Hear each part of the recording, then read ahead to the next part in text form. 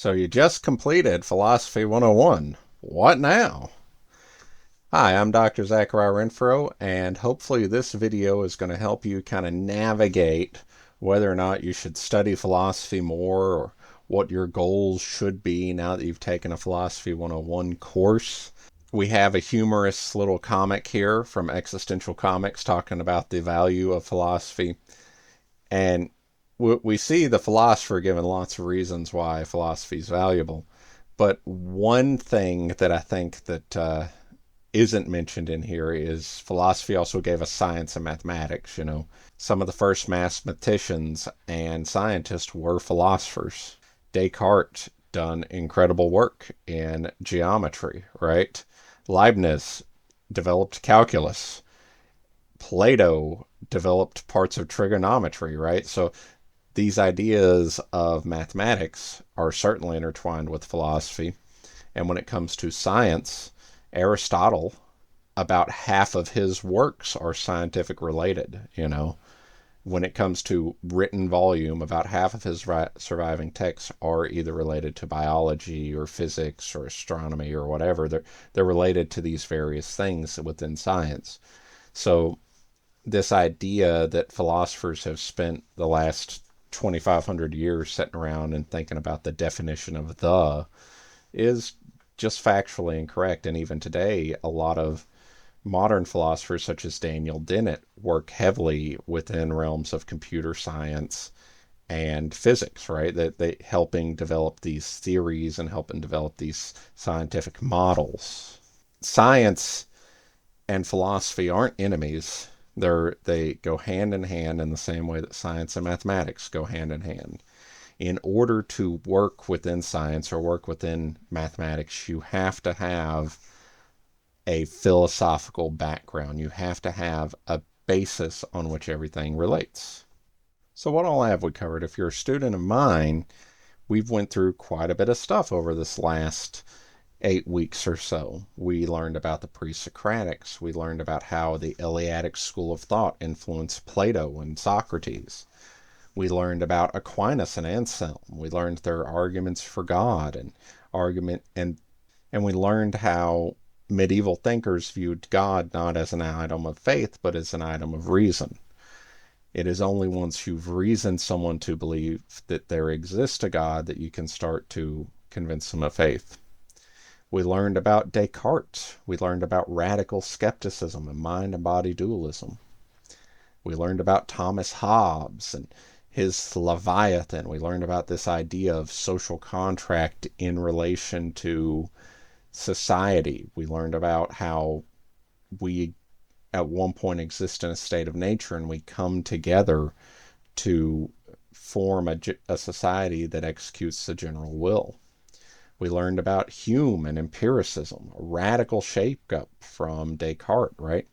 Descartes is telling us that we can separate our mind and our body and that we can separate experience from reason. And Hume says that all of our existence is experience, that we can separate experience from reason, that we only know things as they exist in the world and as they exist to us. Then we get to Kant and Bentham, this push and pull of utilitarianism versus deontology. This idea that the greatest good benefits the most number of people versus this idea of valuing people as an ends in and of themselves with universal moral rules. We go forward a bit, we get to Rawls. We learn about this idea of the veil of ignorance and the idea that we should create a just society based off of rational principles. Some additional people we learned about who aren't listed, we learned about Sartre, Heidegger, Hegel. We learned a little bit about all these individuals and their answers to the world and the questions of the world. We learned a little bit about the history of ethics, and we really took a deep dive in the history of the social contract, right? So with all this stuff covered, we have a picture of life and society that stretches 2,500 years. We see there are constant debates over right and wrong, and we see that some of these arguments have taken a millennia to resolve, right? From the time of Plato to Rawls, we see this idea of the social contract growing. It takes centuries to germinate and to really grow into something that we understand today in the modern world. From the time of Anselm to Aquinas, we see hundreds of years in developing arguments for the existence of God. From Descartes to Hume, we see a growth from a more scholastic ideology to a more empiric ideology. Many of Hume's ideas and assertions have become so well ingrained in the European system that we don't even question them today. With all that being said, we covered a lot. So, I am curious to hear, what was your favorite part that we covered? What things do you find most interesting? And if I was making some videos for fun, what would you like to see more of? So what are your next steps? You've taken Philosophy 101, and maybe you're interested, maybe you're not. Why should you even study philosophy? Well, there's a lot of career reasons why you might want to choose to study philosophy. It allows you to see frameworks and understand systems in ways that other courses of study don't. It allows you to think at a higher level that many systems don't. It allows you to perform well on things such as the GRE, GMAT, and LSAT. If you're thinking about going on to law school or going on for an MBA, right? So these things do help you. And I say that not as someone who's spent their whole life as a career philosopher, but as someone who's worked as a manager, worked in military intelligence, and has a PhD in business, right? My terminal degree is in a discipline outside of philosophy. It's in business. So with all that being said, there is a lot of use for philosophy even in these other fields. I think that some of the strongest use cases for philosophy is if you work in an analytic field such as business analytics, military intelligence, finance. I think those really benefit from study of philosophy. I think business really benefits from study of philosophy because when you think about it, business is solving societal problems in such a way that people are willing to pay for your solutions, whatever they are.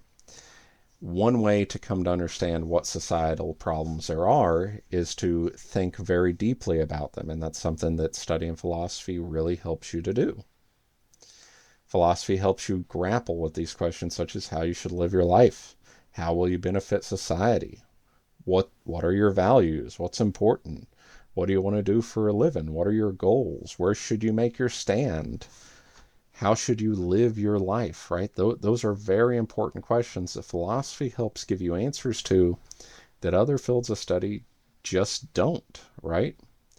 You're not going to get those answers from an engineering degree. That's not to say that engineering's not valuable. It's just to say that those questions are important, and those are the questions that you'll wake up 20 years from now wishing you had the answer for. Those are the kinds of questions that'll haunt you in the middle of the night.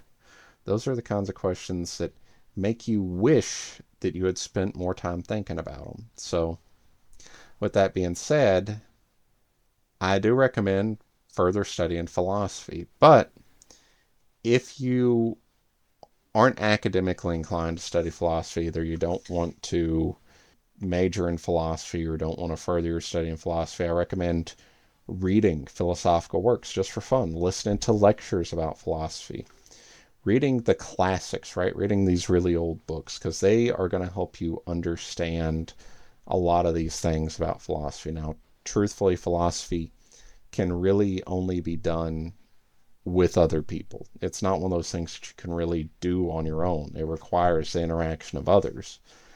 But some study in philosophy will make you a better, sharper person. Additionally, I do recommend, if you can, taking the hardest classes you can. If you're a student, take more difficult classes. Whatever your degree plan is, if it's too easy for you, then you're wasting your time. Because when you're going to school, it should be to learn things that challenge you, not to go through the easy street. Because if you're going through the easy street, then you're going to come out the other side of college and find that your degree is worthless. So try and find the hardest classes you can.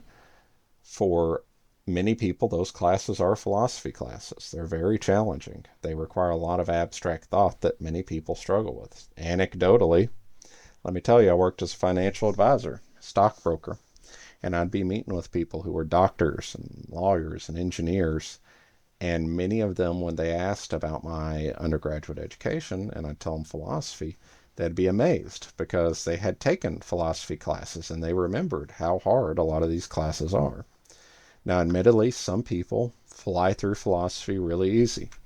Some people, for lack of a better word, are just kind of built for it. They think about things very abstractly, but if you're not one of those people, it is going to be very challenging. It's going to push you to your limit. So with all that being said, I hope you enjoyed this video. I hope that it's helpful to you, and I hope that you'll take some of the knowledge imparted here and advance your life. I do recommend, if you just finished Philosophy 101, take some more philosophy classes. Take Philosophy 200 Ethics. Take Philosophy 110 Critical Thinking. Take Philosophy 300 Ancient or Medieval Philosophy, right? Take these additional classes and get more detailed understanding of it, because no matter what you do, it's going to help you. This isn't like a class in communications or a class in management where you're going to learn something that's going to be useless. This is good stuff. It's valuable, important stuff, and I do recommend you take the time to learn it. You have a wonderful day, and I'll talk to you soon.